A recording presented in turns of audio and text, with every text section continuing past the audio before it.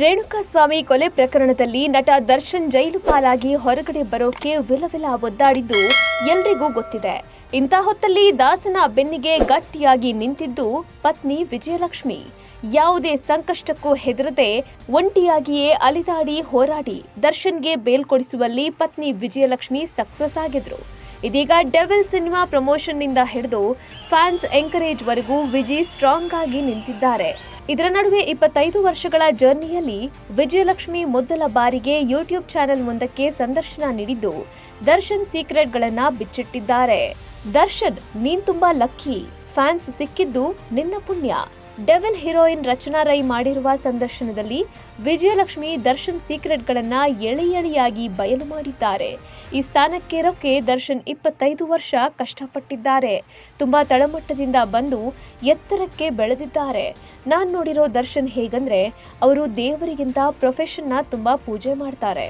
ದರ್ಶನ್ಗೆ ಪದೇ ಪದೇ ಒಂದ್ ಮಾತು ಹೇಳ್ತಾನೆ ಇರ್ತೀನಿ, ಎಷ್ಟ್ ಲಕ್ಕಿ ನೀನು ಅಂತ.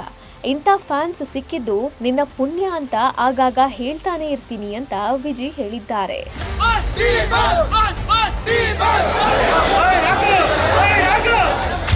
ದರ್ಶನ್ ಫೋನ್ ಮಾಡಿ ಅದೊಂದು ವಿಚಾರ ಹೇಳಿದ್ರು. ಡಿಸೆಂಬರ್ 11ರಂದು ಡೆವಿಲ್ ಸಿನಿಮಾ ರಿಲೀಸ್ ಆಗಿದೆ. ರಿಲೀಸ್ ದಿನವೇ ವಿಜಯಲಕ್ಷ್ಮಿ, ನಟಿ ರಚನಾ ರೈ ಸೇರಿದಂತೆ ಹಲವರು ಮೊದಲ ಶೋಗೆ ಹೋಗಿದ್ರು. ಅದಾದ ಮೇಲೆ ಸಂಜೆ ಹೊತ್ತಲ್ಲಿ ದರ್ಶನ್ ಜೈಲಿನಿಂದಲೇ ವಿಜಿಗೆ ಕರೆ ಮಾಡಿದ್ರಂತೆ. ದರ್ಶನ್ ಫೋನ್ ಮಾಡಿ ಸಿನಿಮಾ ಬಗ್ಗೆ ಕೇಳಿದ್ರು.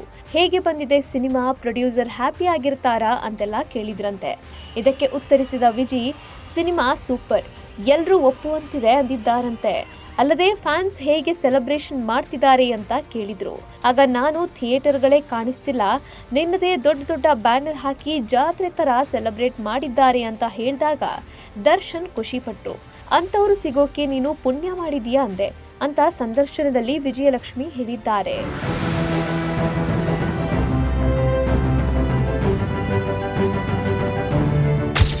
ದರ್ಶನ್ ಬೆನ್ನು ನೋವು, ವಿಜಿ ಹೇಳಿದ ಸತ್ಯವೇನು? ದರ್ಶನ್ರ ಬೆನ್ನು ನೋವಿನ ಬಗ್ಗೆ ಸ್ಪಷ್ಟ ಮಾಹಿತಿ ನೀಡಿರುವ ವಿಜಯಲಕ್ಷ್ಮಿ, ಅವರಿಗೆ ಬೆನ್ನು ನೋವು ಇರೋದು ನಿಜ.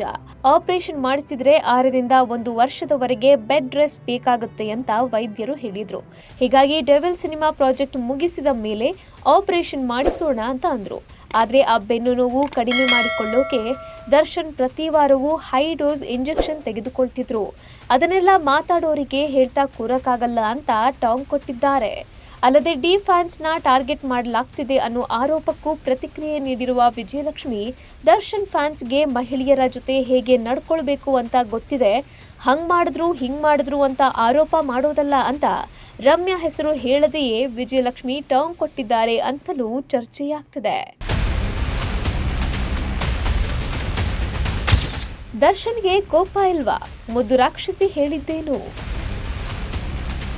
ದರ್ಶನ್ಗೆ ಕೋಪ ಇರೋದು ನಿಜವಾ ಅನ್ನೋ ಪ್ರಶ್ನೆಗೆ ಉತ್ತರಿಸಿದ ವಿಜಯಲಕ್ಷ್ಮಿ, ಅವರಿಗೆ ಕೋಪ ಇದೆ ನಿಜ, ಆದ್ರೆ ದರ್ಶನ್ ಸ್ಟ್ರೇಟ್ ಫಾರ್ವರ್ಡ್ ಪರ್ಸನ್, ಹೃದಯದಿಂದ ಬಂದಿದ್ದನ್ನ ಪಟ್ ಅಂತ ಹೇಳ್ಬಿಡ್ತಾರೆ. ಇತ್ತೀಚೆಗೆ ದರ್ಶನ್ ತುಂಬಾ ಸಾಫ್ಟ್ ಆಗಿದ್ದು ಮನೆಯಲ್ಲೂ ಕೋಪ ಮಾಡಿಕೊಳ್ಳಲ್ಲ ಅಂತ ಹೇಳಿದ್ದಾರೆ. ಬೇಲ್ ಕ್ಯಾನ್ಸಲ್ ಆದಾಗ ದರ್ಶನ್ ಹೇಳಿದ್ದೇನು? ರಾತ್ರಿಯೆಲ್ಲ ಅಪ್ಪನ ನೆನೆದು ವಿನೀಶ್ ಅಳ್ತಾ ಇದ್ದ. ಇನ್ನು ಸುಪ್ರೀಂ ಕೋರ್ಟ್ನಿಂದ ಬೇಲ್ ಕ್ಯಾನ್ಸಲ್ ಆದಾಗ ತುಂಬಾ ಬೇಜಾರಾಯ್ತು. ಆದೇಶ ಕೇಳಿದ ಬಳಿಕ 15 ನಿಮಿಷಗಳ ಕಾಲ ದರ್ಶನ್ಗೆ ಕಾಲ್ ಮಾಡೋಕೆ ಮನ್ಸು ಒಪ್ಲಿಲ್ಲ. ಏನ್ ಹೇಳೋದು ಅಂತ ತುಂಬಾ ಚಡಪಡಿಸಿದ್ದೆ. ಅನಂತರ ಕಾಲ್ ಮಾಡಿದಾಗ ಏನಾಯ್ತು ವಿಜಿ ಅಂತ ಕೇಳಿದ್ರು.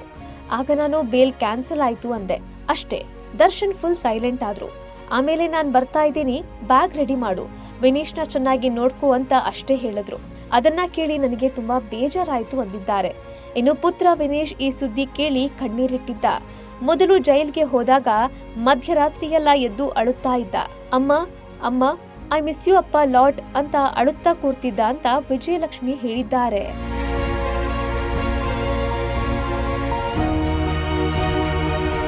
ಒಟ್ನಲ್ಲಿ 25 ವರ್ಷಗಳಲ್ಲೇ ಮೊದಲ ಬಾರಿಗೆ ದರ್ಶನ್ ಅನುಪಸ್ಥಿತಿಯಲ್ಲಿ ವಿಜಯಲಕ್ಷ್ಮಿ ಸಂದರ್ಶನ ನೀಡಿದ್ದು ಡಿ ಫ್ಯಾನ್ಸ್ನ ಹಾಡಿ ಹೊಗಳಿದ್ದಾರೆ. ಅಲ್ಲದೆ ದರ್ಶನ್ರ ಬಾಂಡಿಂಗ್ ನೆನೆದು ಭಾವುಕರಾಗಿದ್ದಾರೆ. ಸದ್ಯ ಈ ವಿಚಾರ ಡಿ ಫ್ಯಾನ್ಸ್ ಅನ್ನ ಜರ್ಜರಿತರಾಗುವಂತೆ ಮಾಡಿದೆ. Bureau report, boss TV Kannada. ಸೂರ್ಯಂಗೆ ತುಂಬಾ ಹೊತ್ತು ಗ್ರಹಣ ಹಿಡಿಯಲ್ಲ. ನಾನು ಬರ್ತಿದ್ದೀನಿ ಚಿನ್ನ. ಲೇಟೆಸ್ಟ್ ಹಾಗೂ ಇಂಟ್ರೆಸ್ಟಿಂಗ್ ಸುದ್ದಿಗಳಿಗಾಗಿ ಬಾಸ್ ಟಿವಿ ಕನ್ನಡ ಚಾನೆಲ್ನ ಸಬ್ಸ್ಕ್ರೈಬ್ ಮಾಡಿ. ಹಾಗೆಯೇ ಬೆಲ್ ಐಕಾನ್ ಪ್ರೆಸ್ ಮಾಡಿ. ಇದರ ಜೊತೆಗೆ ಫೇಸ್ಬುಕ್, ಇನ್ಸ್ಟಾಗ್ರಾಮ್, ಎಕ್ಸ್ನಲ್ಲೂ ಮಿಸ್ ಮಾಡದೆ ಫಾಲೋ ಮಾಡಿ.